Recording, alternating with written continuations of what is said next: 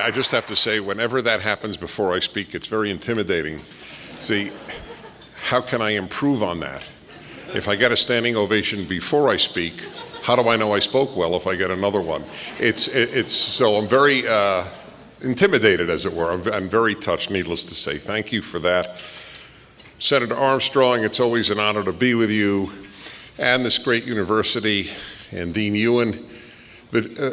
I actually enjoyed him, and it is not often, because I do these things often, that I enjoy the speakers, the honorees, and I will say, I have never, ever followed a toilet paper holder. This will be etched in my memory. Colorado Christian. It doesn't seem to go together, but that's the beauty, because you live a full life. You know, if I were to ask when I return, so what happened before you spoke, if my wife asks? Well, they demonstrated some products. Actually, can I get one? Is it still available? Has it been manufactured?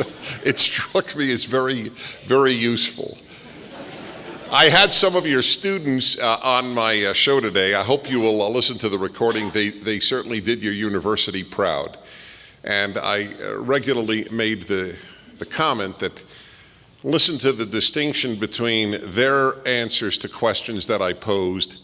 I'll just give you one example, so you'll have an idea of the battle, that the philosophical, ideological, intellectual, moral battles that are being fought today. I said to them, and they had no idea what I would ask, and they had no idea what answers I would seek. So I knew I'd get an honest answer. So the 6 were seated around the table from where I was broadcasting at my local station here in Denver, KNUS, for whom I'm very grateful. And I said, so raise your hand if you think people are basically good. Not one hand went up.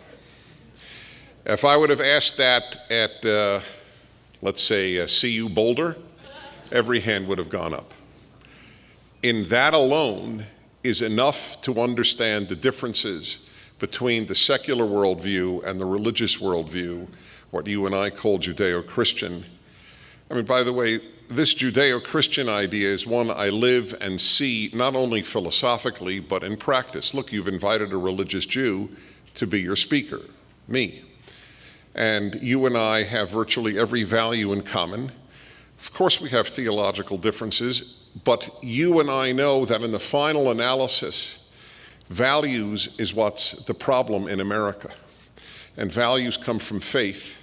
In the final analysis, God gave us rights, not DNA, not evolution, nothing else. Biology doesn't give rights. There were no good and bad cells. I mean, there are cancer-wise, but there aren't in terms of morality.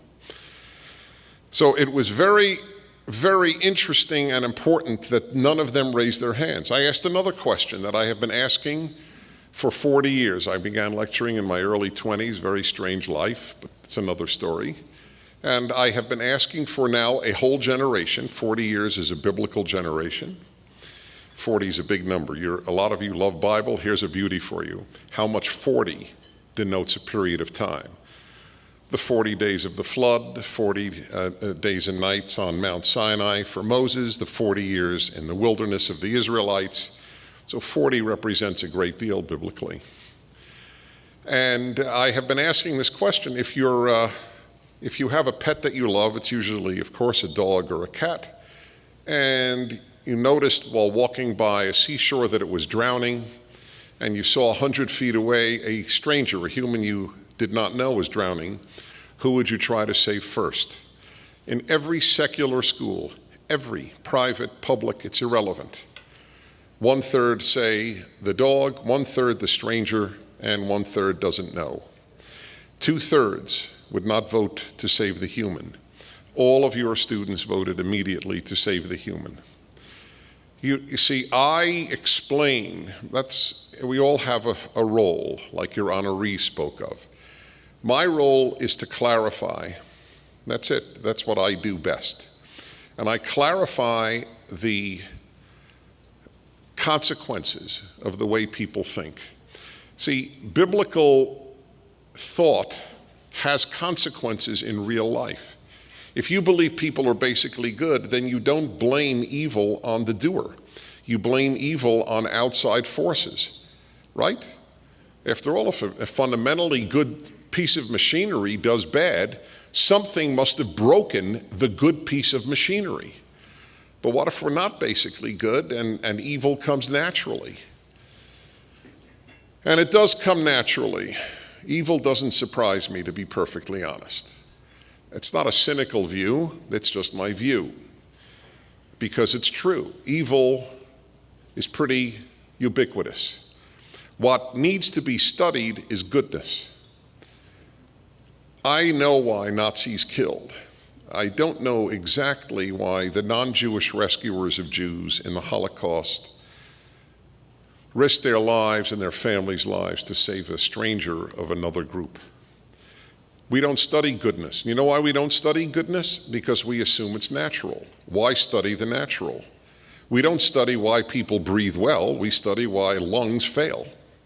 Because lungs are supposed to function. We're supposed to be good, so we don't study goodness.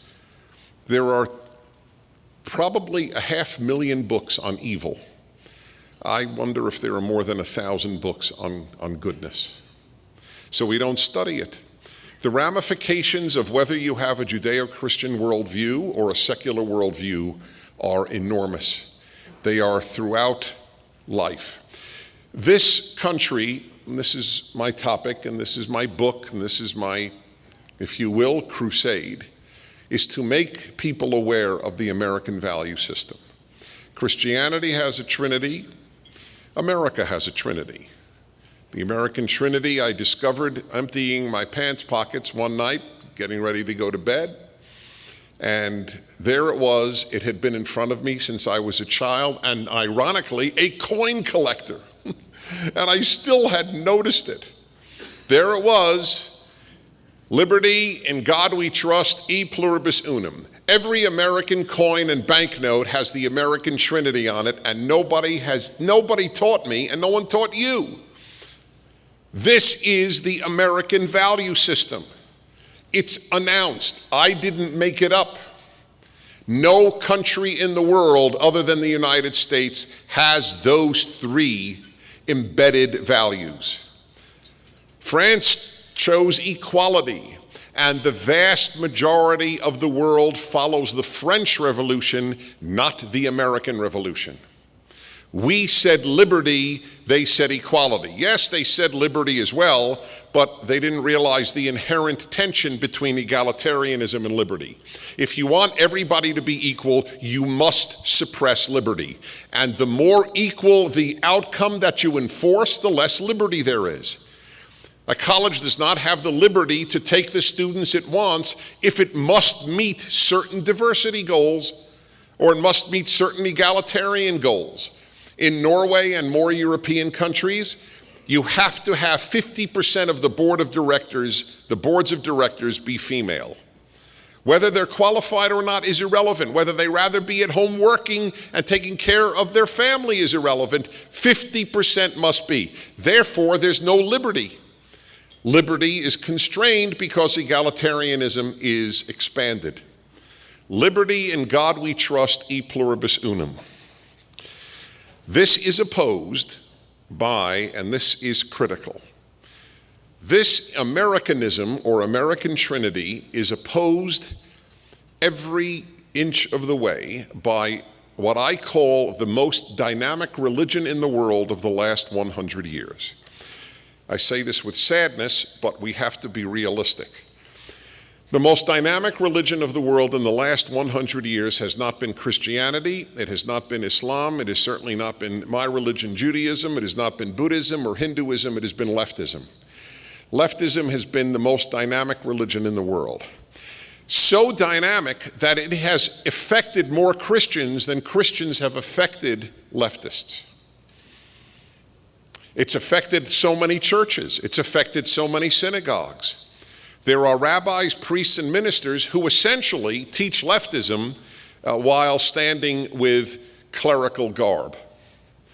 It's basically leftism with Jesus or leftism with Hebrew in the case of in the Jewish case. but the values are leftist values. And they are in direct opposition to the American value system. Again, liberty in God we trust, e pluribus unum, egalitarianism versus liberty, godless world, a secular world versus in God we trust, and multiculturalism as opposed to e pluribus unum, from many one. On all three basic values, leftism is the antithesis. Now, if we could just clarify this for the American people, had Mitt Romney said this every single day of his campaign, I truly believe he would have won. Americans don't understand what is at stake. We had a true believer against a wonderful fix-it man. I campaigned for Mitt Romney. I went to speak on his behalf in every battleground state. I gave money to his campaign, my own money. So I'm second to none in wanting him to be elected. But we had a true believer, a man who has a religion called leftism, and I'm not here to judge his Christianity. I'm simply here to tell you that his value system, the President of the United States value system, is leftism. That's all. And he's a true believer. He will wreck the economy for the sake of egalitarianism, for the sake of the creation of a larger state. Remember, for the left, prosperity is not a goal. Equality is a goal. We don't have the same goals. I used to think when I was naive, and I was about 9 years old, I lost my naivete at a fairly early age in college when I saw kids at Columbia wrecking the university in the name of love. I lost my naivete. But I would think then that these ideas would work on their own, and that what really made us different, left and right, was the means, not the ends. I was wrong. Our ends are different. We do not picture the same world or the same America. There are honorable people, let me say this at the outset, there are honorable people on both sides. There are dishonorable people on both sides. I am not, by the way, they do not acknowledge that. We're not wrong, we're bad. We think they're wrong, not bad. They think we are wrong and bad. It's a very big difference. By the way, if they didn't think we were bad, they couldn't stay on the left, because leftism is rooted in feelings, and therefore they have to dismiss us as humans. We have to be what I call six-herb: sexist, intolerant, xenophobic, homophobic, Islamophobic, racist, and bigoted. That is the way in which we are described regularly. Had Mitt Romney said, ladies and gentlemen, my fellow Americans, this is not only about who will have more Americans employed if elected. That is a side benefit. This election is a referendum on the United States of America.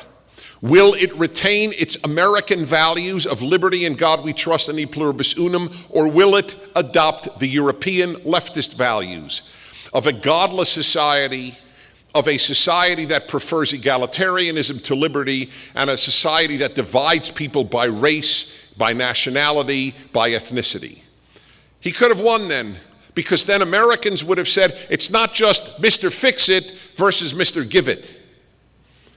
Wouldn't have just been that. It would have been an election on what is the nature of America. But we don't know how to make the case. Very often I am asked, or even lamentably not criticized, but just described, well, Dennis, you're preaching to the choir. To which I respond with 100% sincerity. That's fine, because the choir forgot the melody. The choir did not only forget the melody, it forgot the words. Why do you think we're in the state we're in? Hey, the greatest generation raised the narcissists of my baby boomer generation. People who gave their lives to fight Hitler and Tojo raised kids whose motto was make love, not war. Or which meant, forgive me, get laid, don't fight. That's what it meant.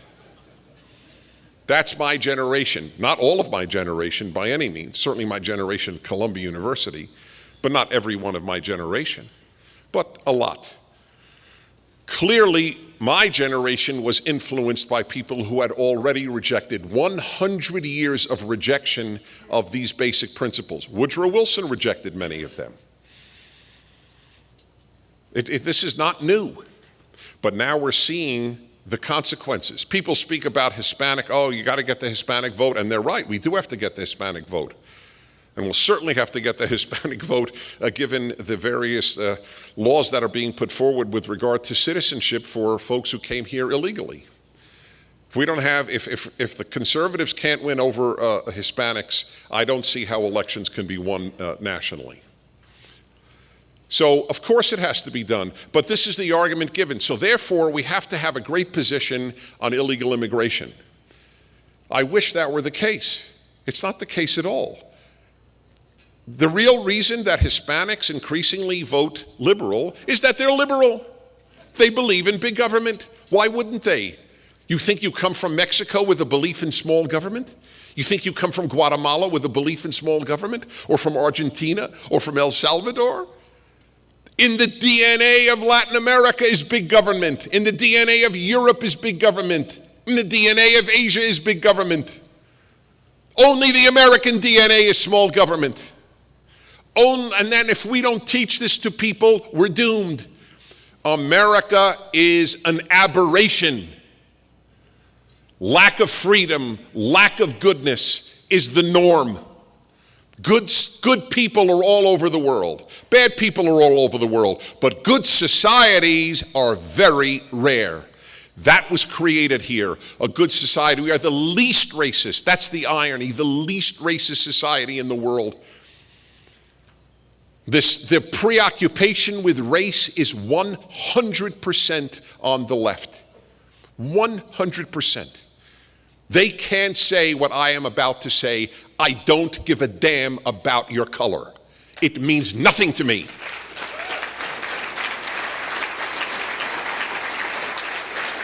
They can't say that. And they call us racist. We don't give a damn about color, and we're the racist. Do you understand? It's an upside-down world we live in. To be preoccupied with race, forgive me. I'm very hesitant to ever invoke the Nazis because I am a Jew and because it's such a sensitive issue. But I have to say that preoccupation with race is a Nazi-like idea.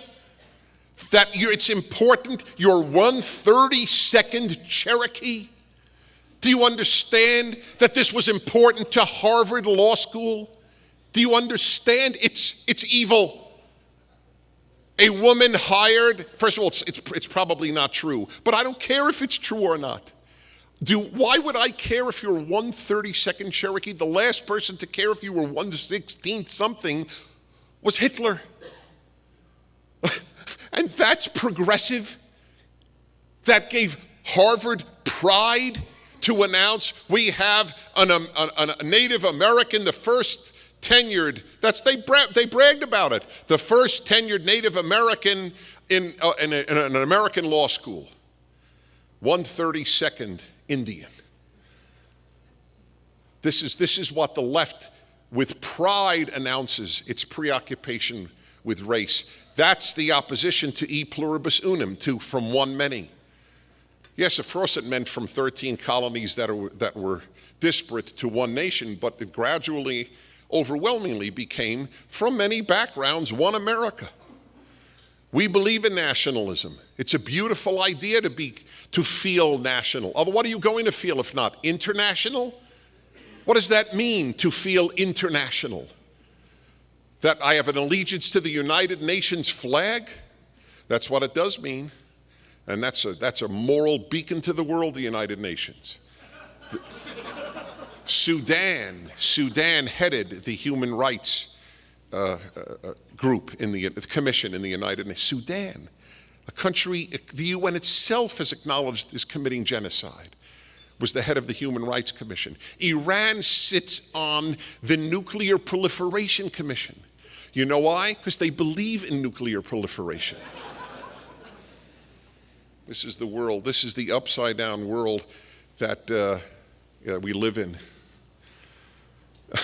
You know, when I was watching the video of, or not the video, I guess the video, yes, and also the description of the dean and his background and so on, I was just thinking of what slides or videos would be shown by a dean in a similar setting at the CU Boulder, to give your local case. And it would have been, well, here I am as a young man, and I am doing community organizing. Here I am as a young man working on carbon emissions. And it's just a different world. It's a different world that we live in.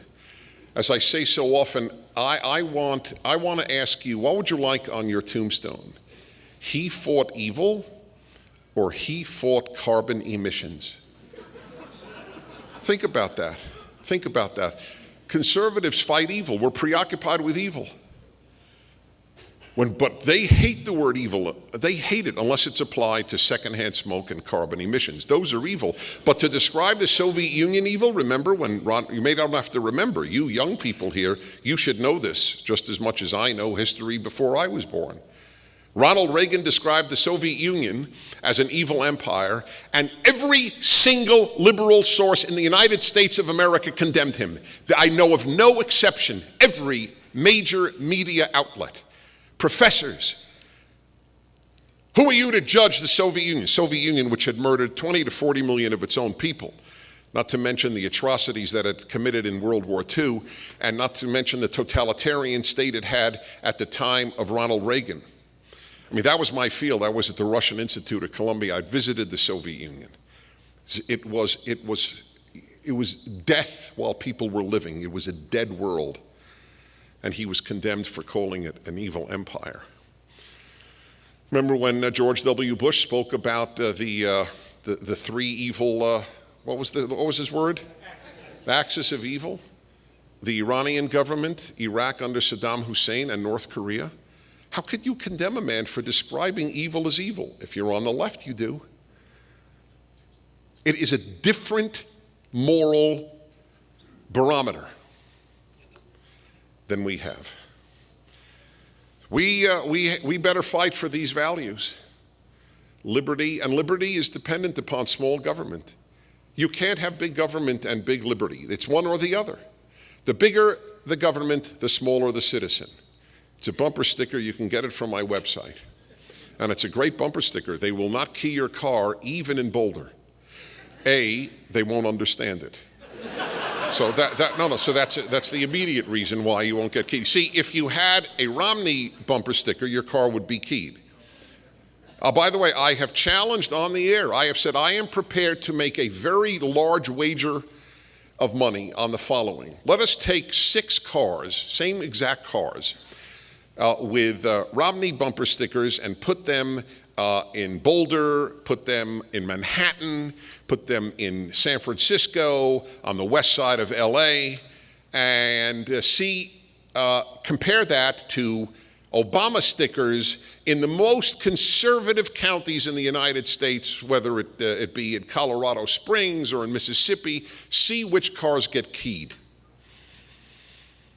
Every one of you in this room would bet on the Romney stickers getting keyed and not the other ones. So much, but they speak about love all the time. Anyway, this bumper sticker summarizes it. The bigger the government, the smaller the citizen. We get smaller as the government gets bigger. We do less. Why do we give so much more charity than Europeans? Per capita, per income? Why? Is our DNA better? Are we a better race? We're the same race. White Americans are the same race as white Germans, as white Swedes. So why? Because they know the government will take care of everybody else. Why should I give charity?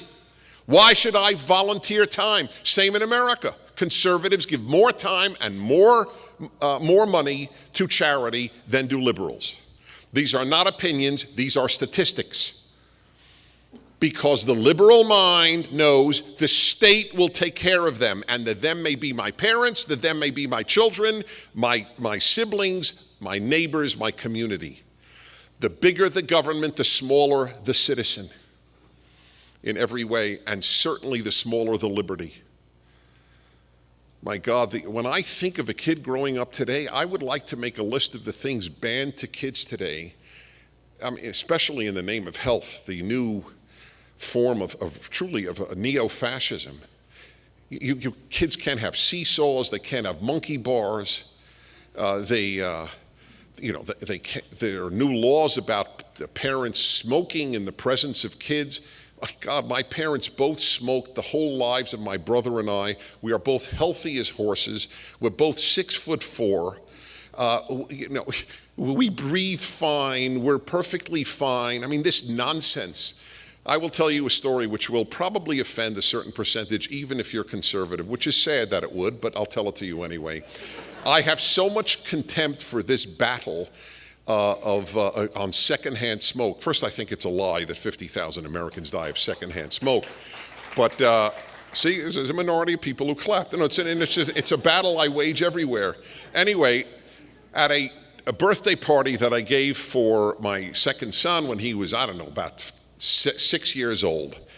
So I was smoking a cigar at the party. It's my house. I smoke cigars. Thank you. And this kid, remember I'm 6'4", this is relevant to the story. This kid who is, what is a kid at 6 years old? 3'8"? I don't know what they are. This kid comes over to me, he's basically up to the top of my thighs. He looks up at me and he goes, "Mister, that's dangerous. You shouldn't do that." So I looked at him and I said, "You see how big and tall I am? It's because I smoke cigars."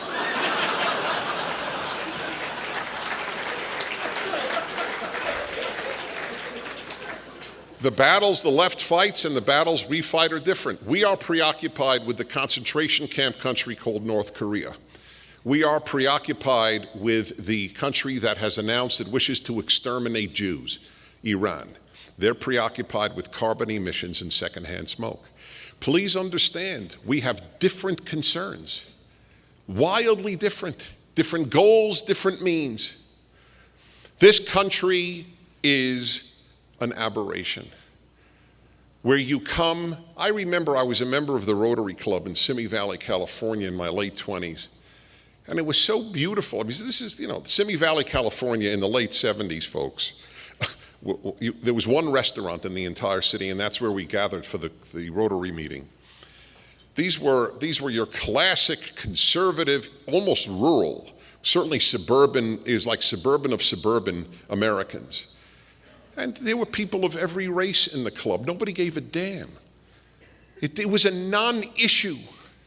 You'll take care of, we're having a program for the kids who have mental defects here in Simi Valley this week, so you take care of it, Gonzalez, or you're the head of that one. Schwartz, you take care of this. And then every ethnic possible, but nobody cared. They were all Rotary members. That was more significant than whether you were black or Asian. That's America. A third-generation Turkish immigrant. No, he's not an immigrant. He's a third-generation Turk who may not even be able to speak Turkish and who speaks German identically to people who have been in Germany for 1,000 years, is still considered a Turk. In the United States, the day a Turk becomes an American, he's an American. That's the end of the issue for us.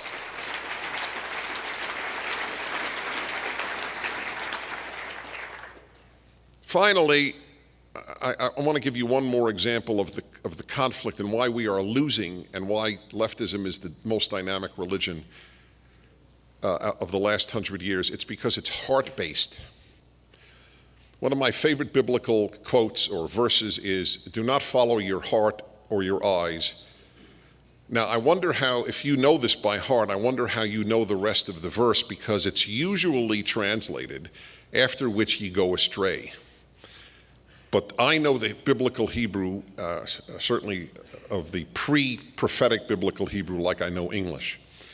And I will tell you what it says. It says, do not follow, it's in Deuteronomy, do not follow your heart, or do not go after your heart and your eyes, after which you prostitute yourselves.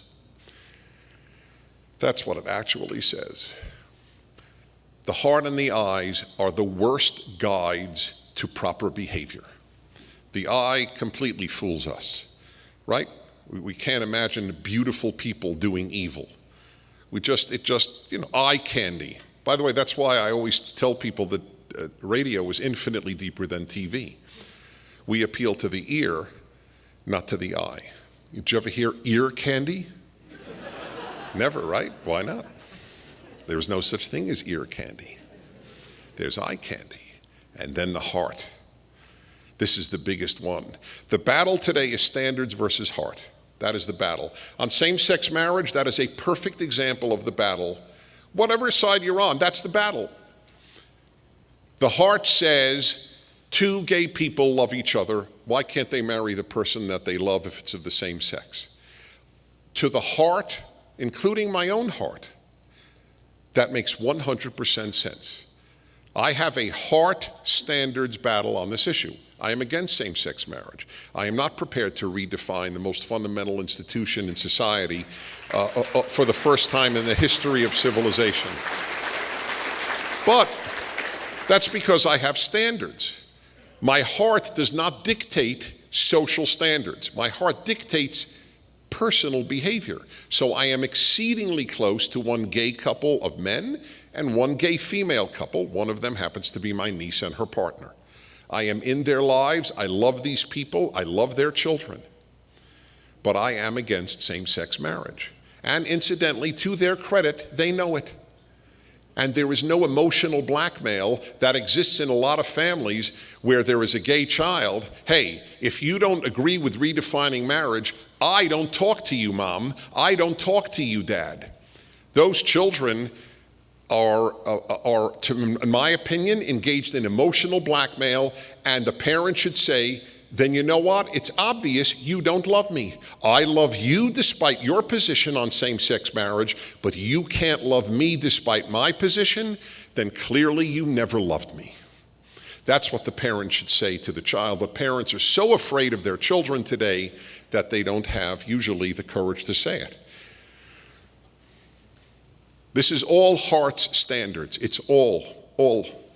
You know what's happening? Let me leave you with one biblical word, because you're biblically inclined, and you're therefore my favorite audience. I have a biblical-based view. If you are not familiar with my column each week, please take a look. Just write in search engine, Dennis Prager, Heart, was it Heart versus Bible? Yeah, Heart versus Bible. I wrote, it's a secular column, but I said, I am about to say something that nobody says in general American life. I get my values from a book called the Bible. But here's my challenge. If you don't get your values from a book, whether it's the Bible or another, where do you get your values from? And you know the answer? The heart. The people admit it. I have a recording you should get through my website. You can get this as well. I recorded a 28-year-old Swedish PhD student. Bright, everything you want. Of course, totally fluent in English. So I began with, I'm curious, do you believe in God? No, of course not. Do you believe in any religion? No, of course not. Where do you get your notion of right and wrong from? My heart. That's the battle, and it's very hard to fight the heart. It's very, very hard. That's why they think we're heartless. Because they're entirely heart-based. Every position. You feel for blacks, therefore you change the rules of admission to college. I feel for blacks, therefore I don't change the rules. Because that's the irony. It is so contemptuous of blacks. I can't believe, I don't understand even why people saying they speak on behalf of blacks are for changing the rules of admission. Do you know what an insult that is to blacks? You can't do it if we don't lower standards? Can you imagine that? And that's considered a favor to black people? It isn't demeaning? And in their hearts, black students know they're demeaned, and that's part of the reason they're very angry often on campus. They say, oh, people walk around thinking, did you get in because of changed standards, affirmative action, or because you deserved it? Well, of course. That's why people call me up. You see, I get these challenges. It's now 30 years. I pretty much know what there is to answer because I got the challenges. Well, Dennis, let me ask you a question. What do you feel about affirmative action toward white kids whose parents were big donors to the college? I said, well, let me just tell you something. If every white kid who got in because his parents gave money to the college had a big sign, my parents are big donors, they too would walk around under a cloud of suspicion that they didn't get in on merit. But blacks have a sign, it's their skin, and the children of big donors don't have a sign. But hey, what I just told you appeals to the brain, not to the heart, not to anger. It's very hard to beat the heart, very hard. That's why the Bible warns us not to follow it. You have standards, I have standards. Our task is to make the case that there will be more goodness and more compassion and more love of neighbor thanks to standards than if we are guided by the heart. That's the great irony. But you have a task now. You must learn these arguments. That's why I started something called Prager University, 5-minute courses by some of the finest minds in the world. Please visit it. The purpose of it is to undo the damage of the typical university in the United States, not Colorado Christian, obviously, but of the typical university. And I think we could do it in 5-minute segments because they get nothing. They get, how do you feel about it? But how you feel about it doesn't matter. It's what is right and what is wrong. That's why you and I are such allies. That's why I love this university, and that's why I thank you for having me.